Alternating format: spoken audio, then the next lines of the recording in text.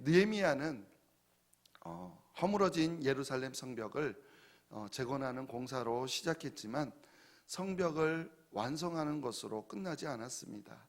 그것은 이스라엘 백성들의 신앙을 회복하는 운동으로 발전했던 것입니다. 그들에게 가장 먼저 말씀이 회복되더니 그 다음에 예배가 또한 회복되었고 계속 이어서 회개와 은혜가 회복되면서 마침내 공동체적인 결심과 약속의 단계로 나아가게 된 것입니다. 이스라엘 백성들은 자발적으로 네 가지의 구체적인 실천적인 내용을 결심하고 또 그것을 하나님 앞에서 지키기로 약속한 것입니다. 그 첫 번째가 바로 말씀에 대한 헌신이었습니다. 이제부터는 오직 하나님의 말씀으로만 삶의 기준으로 삼겠다는 그러한 약속을 한 것입니다. 두 번째는요, 혼인의 구별에 대한 약속이었고, 세 번째는 안식일 준수에 대한 것이었습니다. 오직 하나님의 말씀대로 살겠다고 하는 이 첫 번째 약속을 인간관계와 그리고 시간에 각각 적용한 것이었습니다.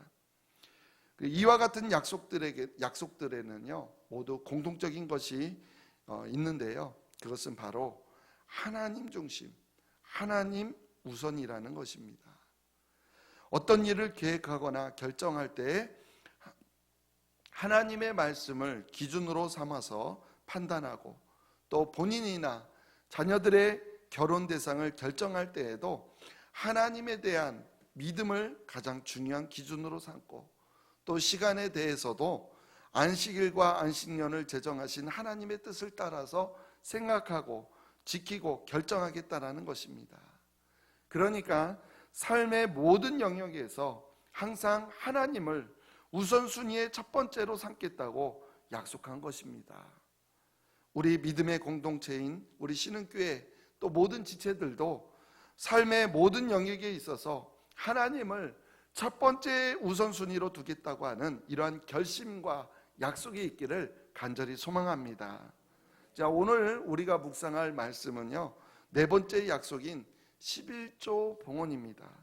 이 11조 봉헌도요, 이 약속도 마찬가지입니다.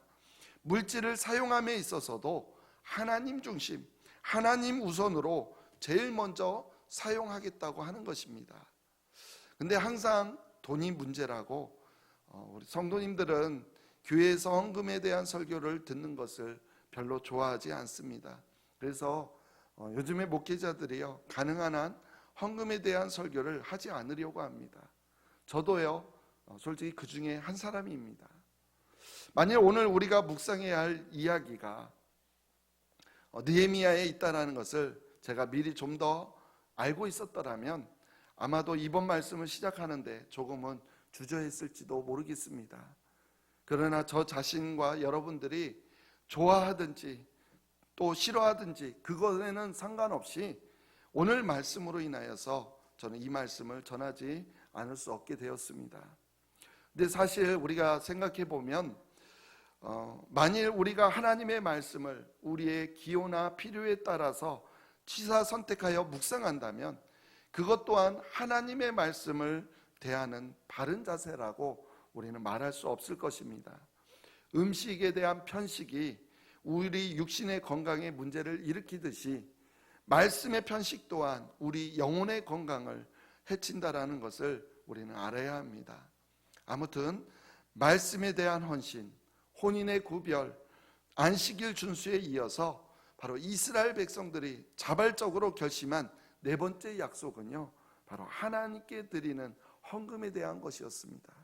그리고 오늘 본문에는요, 네 가지 헌금에 대해서 언급하고 있는데 그 중에서 세 가지만 오늘 함께 살펴보고자 합니다. 첫 번째 헌금은요, 생명의 속전입니다. 생명의 속전. 우리 오늘 본문 말씀 32절 말씀 같이 읽어보겠습니다. 우리가 또 스스로 규례를 정하기를 해마다 각기 세겔의 3분의 1을 수납하여 하나님의 전을 위하여 쓰게 하되. 아멘. 우선 이스라엘 백성들은요, 하나님의 전, 하나님의 성전에 사용되는 비용을 위해서 1인당 세겔의 3분의 1 세겔을 바치기로 약속했습니다. 근데 여기에서 스스로 규례를 정했다라고 말합니다. 즉 이 결정은요, 느헤미야나 에스라와 같은 지도자의 명령에 의해서 이루어진 것이 아니라는 겁니다. 그들이, 백성들이 자발적으로 스스로 정했다라는 것입니다. 그렇다면 그들이 무엇을 근거로 해서 이렇게 스스로 규례를 정했을까요? 이 부분의 원어를 살펴보면 우리가 그 명령들을 수행하며 책임지는 것을 당연하게 여겼다, 이런 뜻입니다. 다시 한번 읽어볼까요? 우리가 그 명령들을 수행하며 책임지는 것을 당연하게 여겼다, 이런 뜻입니다. 그렇다면 여기에서 그 명령들은 무엇을 말하는 걸까요? 그것이 바로 하나님의 말씀, 율법에 나온 내용이었습니다. 출애굽기를 보면요, 출애굽하던 때에 하나님께서 모세에게 20세 이상 된 사람들은요, 생명의 속전을 하나님께 바치라, 이렇게 명령한 적이 있었습니다. 한번 그 부분을 찾아서 읽어볼게요. 출애굽기 30장 13절로 16절입니다. 무릇 계수 중에 드는 자마다 성수의 세겔로 반 세겔을 낼지니 한 세겔은 20게라라. 그 반 세겔을 여호와께 드릴지며 계수 중에 드는 모든 자 곧 20살 이상 된 자가 여호와께 드리되 너희의 생명을 대속하기 위하여 여호와께 드릴 때 부자라고 반 세겔에서 더 내지 말고 가난한 자라고 덜 내지 말지며 너는 이스라엘 자손에게 속전을 취하여 회막 봉사에 쓰라. 이것이 여호와 앞에서 이스라엘 자손의 기념이 되어서 너희의 생명을 대속하리라. 아멘. 즉 생명의 속전은요, 살아있는 사람이라면 누구나 그들의 생명을 대속하기 위하여서 하나님께 바쳐야 되는 그러한 헌금이었다라는 것입니다. 그리고 이것은 어디에 사용되어졌을까요? 어디에 사용되어졌을까요? 16절에요. 회막 봉사에 쓰라. 오직 회막 봉사를 위해서 사용되어야 했습니다. 모세 당시의 회막, 즉 성막은요, 느헤미야 당시에는 뭐였죠? 성전이었죠. 그러니까 지금 이스라엘 백성들은요, 하나님의 말씀, 즉 율법에 기록된 대로 하나님의 전을 위하여서, 하나님의 성전을 위하여서 바로 사용될 생명의 속전을 바치는 그 책임을 당연히 지는 것이 마땅하다고 스스로 규례를 정했던 것입니다. 근데 이 두 말씀 사이에서 혹시 이상한 점 발견하지 못했습니까? 출애굽기에서는요, 성수의 세겔로 반 세겔이 나오는데 오늘 본문에는 성수의 세겔이 3분의 1 세겔로 나온다라는 사실입니다. 세겔은 그 당시에 이제 화폐 하나의 단위로서요, 무게를 측정하는 단위였고 약 11.4g 정도라고 합니다. 근데 우리가 쉽게 이해할 수 있도록 우리가 한 돈이 3.75g이죠. 약 3돈 정도 되는 게 한 1세겔이다. 이 정도 이해하면 될 것 같습니다. 근데 일반적으로 그 당시에 은을 화폐 단위로 썼으니까 반 세겔은 은 세 돈이 1세겔이라고 했으니까 반 세겔은요, 은 한 돈 반 정도고요. 3분의 1 세겔은요, 숫자가 어려워졌나요? 세 돈이 1세겔이니까 3분의 1 세겔은 은 한 돈 정도 되는 겁니다. 그럼 반 세겔이었던 것이요, 왜 3분의 1 세겔로 줄은 것일까요? 여러 가지 이유를 들 수 있지만요, 당시에 열악한 그 경제적 상황을 반영한 것이라고 그렇게 보기도 하고요. 그러나 그것보다는 그 당시 바사 제국에 유통되던 화폐의 단위가 바로 3분의 1 세겔이었기 때문에 아마 그렇게 바뀐 것으로 보고 있습니다. 근데 제가 이제 확인해 보니까 은 한 돈이요, 지금 우리나라 시세로 잘 모르시죠? 3,000원이 조금 못 됩니다. 한 2,700원 그 정도 되는데요. 계산하기 편하게요, 은 한 돈을 우리가 만약 3,000원으로 계산한다면 반 세겔은 한 돈 반이니까 얼마 정도예요? 4,500원 정도가 되고 3분의 1 세겔은 한 돈 정도니까 그대로 3,000원 정도 이렇게 된다고 보면 됩니다. 이것이 지금의 은혜 가치하고요, 그 당시의 은혜 가치를 비교할 수 없기 때문에 꼭 이 정도 금액이라고 단정 지을 수는 없습니다. 하지만 그것이 말하고자 하는 의미는 무엇이냐면 한 끼 식사 정도일 수도 있고 하루 일당 정도일 수도 있지만, 이 반세겔이든 3분의 1 세겔이든 1년에 단 한 번 드리는 생명의 속전으로 드리는 이 금액의 액수가 크지 않다라는 것입니다. 그래서 이 생명의 속전을 바치는 일에는요, 빈부의 격차의 차이가 전혀 반영되지 않았습니다.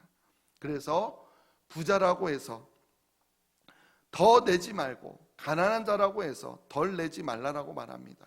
즉 그 이야기는 반세겔이나 3분의 1 세겔이나 그것이 중요한 것이 아니라 가난한 사람도 얼마든지 낼 수 있는 그 정도 금액이라는 것입니다. 이것은요, 영적으로 우리에게 아주 중요한 의미를 가지고 주고 있습니다. 하나님 앞에서 바로 우리 모두는요, 동등한 가치를 가지고 있습니다. 따라서 우리의 생명을 대속하기 위해서 바치는 이 생명의 속전에는요, 차별이 있어서는 안 된다라는 것입니다.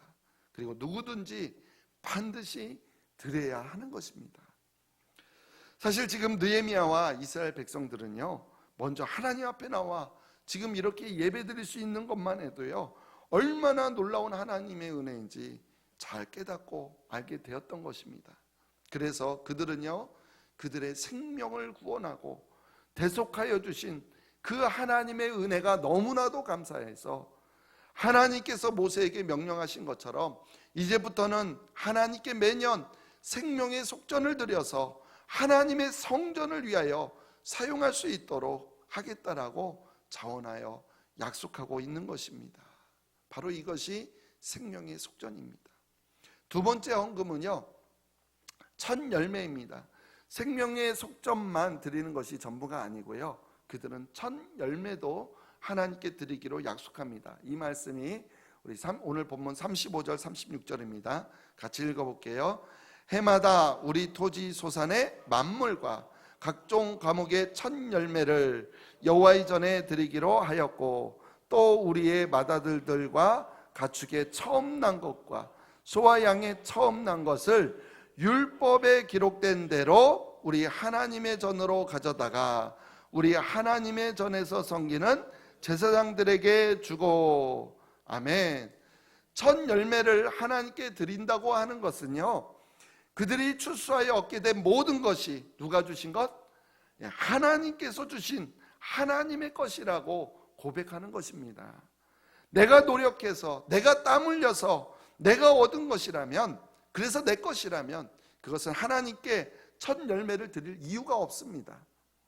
그러나 땅도 본래 내 땅이 아니었지만 하나님께서 내게 주셨고, 그래서 그곳에서 농사하게 하셨고, 또 그 땅에서 얻은 농작물도 하나님께서 키워주시고 허락해 주신 것이라고 믿는다면 당연히 첫 열매를 하나님께 드리는 것이 마땅하다라는 것입니다.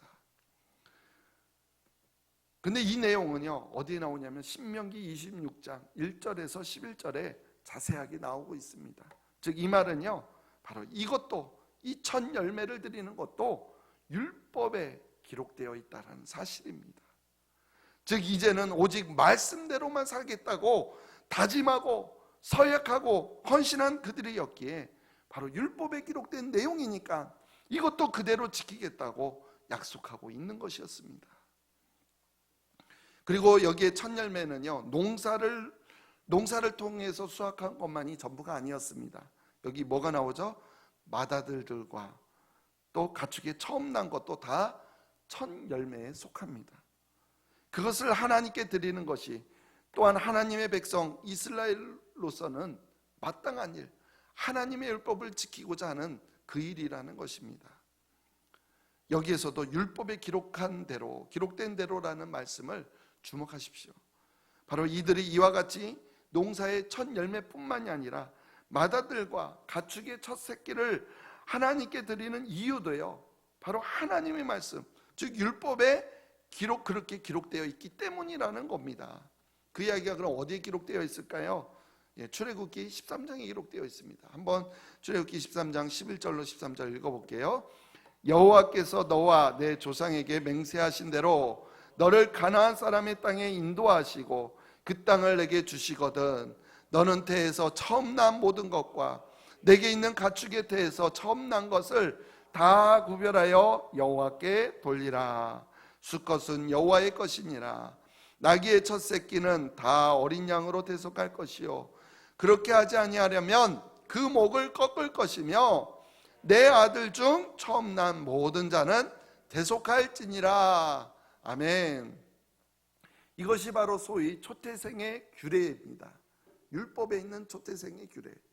하나님은 애굽에서 행한 10번째 재앙으로 인하여서 애굽에 난 모든 장자들을 다 죽이셨지만 이스라엘 백성들의 장자와 또 첫 새끼들을 살려주셨죠.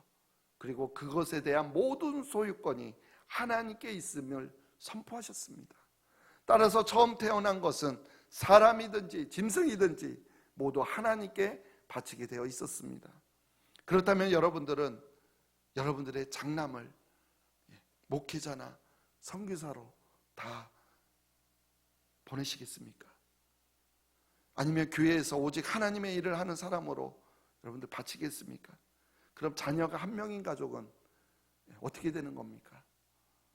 그래서요, 하나님께서도 모든 맏아들들을 대신해서 어떻게 하셨냐면 13지파 중에서 한 지파인 레위 지파 전체를 그들을 택하셔서 바로 그들만 오직 성전에서 하나님의 일을 하게 하셨습니다. 그 대신 이 다른 지파의 사람들은요, 자신의 맏아들을 대신하여서 뭐를 하게 했다고요? 대속하게 한 겁니다. 그래서 대속하게 하기 위하여서 반드시 하나님께 속전을 바치도록 되어 있었던 것입니다. 그런데 지금까지 이스라엘 백성들은 이와 같은 하나님의 명령을, 하나님의 말씀을 까맣게 잊어버리고 있었던 겁니다. 첫 열매도 바치지 않았고 맏아들을 위하여서 대속하지도 않았습니다. 자신의 쾌락을 위해서는, 우상을 섬기는 일에는 돈을 펑펑 쓰면서도 하나님께 드리는 것은요, 아까워했습니다. 가장 먼저 하나님께 바치고 가장 귀한 것을 하나님께 바치는 이 아름다운 신앙의 전통을 까맣게 잊어버리고 제 마음대로 돈 쓰다가 그렇게 살다가 결국 나라가 망하고 또 먼 이국 땅으로 포로가 된 것 아니겠습니까?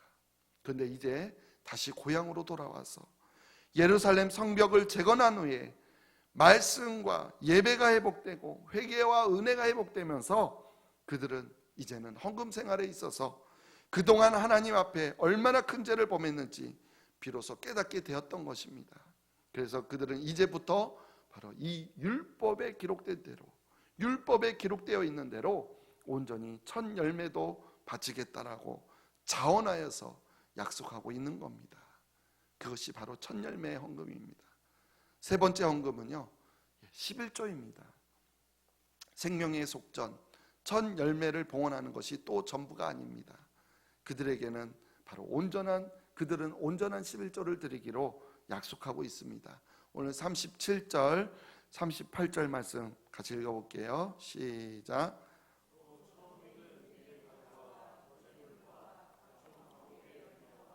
새 포도주와 기름을 제사장들에게로 가져다가 우리 하나님의 전에 여러 방에 두고 또 우리 산물의 11조를 레위 사람들에게 주리라 하였나니 이 레위 사람들은 우리의 모든 성읍에서 산물의 11조를 받는 자임이며 레위 사람들이 11조를 받을 때에는 아론의 자손 제사장 한 사람이 함께 있을 것이요 레위 사람들은 그 11조의 10분의 1을 가져다가 우리 하나님의 전 곳간에 여러 방에 두되. 아멘. 11조는요, 10의 1조는 말 그대로 소득의 10분의 1을 하나님께 바치는 헌금입니다. 여기에 보면 11조를 레위 사람들에게 준다라고 되어 있고 레위 사람들이 11조를 받는 자다 이렇게 되어 있습니다. 앞에서 언급한 대로 하나님은 이스라엘 모든 지파의 맏아들을 대신하여서 레위 지파를 선택했습니다. 레위 지파 중에 물론 제사장들도 포함되어 있고요. 그들은요 다른 지파들처럼 땅을 분배받지 못했습니다. 오로지 하나님의 전에서 하나님의 일에 헌신하게 되어 있습니다. 따라서 이 레위 지파의 생계를 누가 책임져야 됐을까요? 나머지 사람들이 책임져야 됐습니다. 그래서 바치는 헌금이 바로 11조인 것입니다. 이 11조에 대한 말씀도요 신명기에 기록되어 있습니다. 우리 같이 한번 읽어볼게요. 신명기 26장 12절입니다. 셋째 해 곧 11조를 드리는 해 내 모든 소산의 11조 되기를 마친 후에 그것을 레위인과 객과 고아와 과부에게 주어 내 서금 안에서 먹고 배부르게 하라. 아멘. 여기에 보면 11조가 어디에 사용되어야 하는지 분명하게 기록되어 있습니다. 객과 고아와 과부, 그들은요 사회에서 가장 소외되고 약한 사람들, 즉 돌봄이 필요한 사람들이었습니다. 그리고 레위인은 오직 하나님의 일을 위해 헌신한 사람들이기 때문에 마음껏 헌신할 수 있도록 또한 생계를 보장해 주어야 합니다. 즉 11조는요 구제 사역과 그리고 더불어서 전문적인 사역자들을 위해서 사용되어야 하는 헌금인 것입니다. 느헤미야와 이스라엘 백성들은 11조 헌금이 하나님의 일을 하기 위해서 이렇게 반드시 필요하다는 사실을 깨달은 겁니다. 특별히 주의 종으로 구별된 사람들이 오직 하나님의 일을 마음껏 헌신하기 위해서는 나머지 사람들이 경제적인 필요를 채워주어야 한다는 사실을 알았습니다. 그리고 그것이 하나님의 말씀에 기록된 하나님의 뜻이라는 사실도 알았습니다. 그래서 그들은 11조 헌금을 하기로 약속했던 겁니다. 이것이 11조 헌금입니다. 이렇게 이스라엘 백성들은 자발적으로 세 가지 항목에 대해서 생명의 속전과 첫 열매와 11조에 대해서 헌금하기로 하나님 앞에서 결심하고 약속하고 있는 것입니다. 그런데 생명의 속전으로 드리는 3분의 1 세겔이든지 아니면 토지 소산의 첫 열매나 마다들과 가축의 처음 난 것을 위해 드리는 헌금이든지 아니면 레위 사람들을 위해서 드리는 11조이든지, 그리고 제가 오늘 이제 말씀 가운데 언급하지 않았지만 오늘 본문 34절을 보면 거기에 나오는 헌목, 즉 땔감 나무를 바치는 것이든지 그 모든 헌금은요 액수나 이유나 사용처가 다 다를 것입니다. 그럴지 몰라도 오직 한 가지 공통적인 목적을 가지고 있다라는 겁니다. 하나님께 드리는 헌금들의 공통적인 목적, 그 말씀이요 오늘 본문 제일 마지막에 기록되어 있습니다. 우리 느헤미야 10장 39절 말씀 읽어보겠습니다. 곧 이스라엘 자손과 레위 자손이 거제로 드린 곡식과 새 포도주와 기름을 가져다가 성소의 그릇들을 두는 골방, 곧 섬기는 제사장들과 문지기들과 노래하는 자들이 있는 골방에 둘 것이라. 그리하여 우리가 우리 하나님의 전을 버려두지 아니하리라. 아멘. 하나님의 전을 버려두지 아니하리라. 이 말을 바꿔서 말하면요 그동안 그들은 어떻게 했다라는 거예요? 하나님의 전을, 성전을 버려두었다라는 것입니다. 그러나 이제부터는 생명의 속전 첫 열매 11조 이 헌금을 드림으로써 다시는 하나님의 성전을 옛날처럼 버려두지 않겠다라고 다짐하고 약속하고 있는 겁니다. 그렇다면 하나님의 전을 버려두었다라는 것과 헌금을 드리기로 다짐하고 약속하는 것과 무슨 관계가 있는 걸까요? 버려두었다, 이 뜻은요 무시하다, 등한시하다, 방치하다 이런 뜻입니다. 즉 그동안은요 하나님의 성전이 어떻게 되든지 별로 관심도 없고 상관하지도 않았다라는 겁니다. 성전에 거미줄이 쳐지고 곳곳에 금이 가서 물이 새도 그대로 방치한 대로 별로 신경 쓰지 않았다라는 겁니다. 성전에서 예배할 때 무엇이 필요한지를 그것에 대해서도 별로 관심을 갖지 않았습니다. 제사장들이나 레위 사람들이 어떻게 먹고 살아가는지에 대해서도 마찬가지 관심이 없었습니다. 그렇게 마음이 없으니 물론 마땅히 해야 할 헌금도 하지 않았던 것입니다. 그런데요, 그렇게 성전을 방치한 진짜 이유가 따로 있습니다. 그것은 바로 하나님께 드리는 예배를 소홀히 했기 때문이었습니다. 또한 하나님에 대한 믿음을 중요하게 생각하지 않았기 때문이었던 겁니다. 그래서 하나님께 선택받은 하나님의 백성이 하나님의 성전을 무시하고 방치하다가 결국 예루살렘 성전은 파괴되고 성벽은 무너지고 결국 나라가 망하게 되어서 바벨론 포로로 잡혀갔던 것입니다.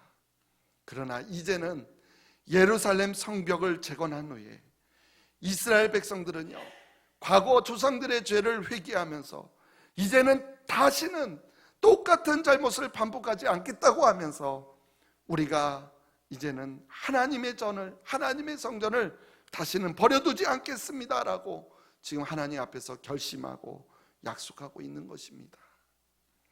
그들이 마땅히 드려야 할 생명의 속전, 첫 열매, 땔감나무, 11조를 드림으로써 하나님을 바르게 섬기고 하나님의 전을, 성전을 바르게 세우는 책임을 스스로 지겠다고, 스스로 책임지겠다고 공개적으로 지금 약속하고 있는 겁니다.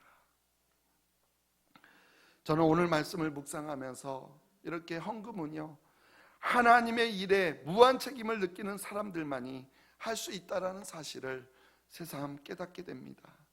우리 교회는요, 올해 창립 72주년을 맞이합니다. 그동안 우리 교회가 이만큼 아름답게 성장할 수 있게 된 것은 물론 하나님의 은혜이지만 동시에 하나님의 교회를 통한 하나님의 일에 대해서 무한한 책임을 갖고 있는 사람들의 헌신과 또한 헌금이 있었기 때문이라는 것입니다. 지금도 그것은요, 마찬가지이고 앞으로도 결코 달라지지가 않습니다. 물론 어떤 분들은 다른 사람들보다 더 많은 헌금을 하실 수도 있고 또 어떤 분들은 상대적으로 조금 하실 수도 있습니다. 그러나 그 모든 헌금이 많고 적음을 떠나서 똑같은 것은요, 희생입니다. 바로 희생이 똑같다라는 겁니다. 테레사 수녀가요, 이런 말을 남겼죠. 당신이 필요하지 않아서 주는 것은 주는 것이 아닙니다.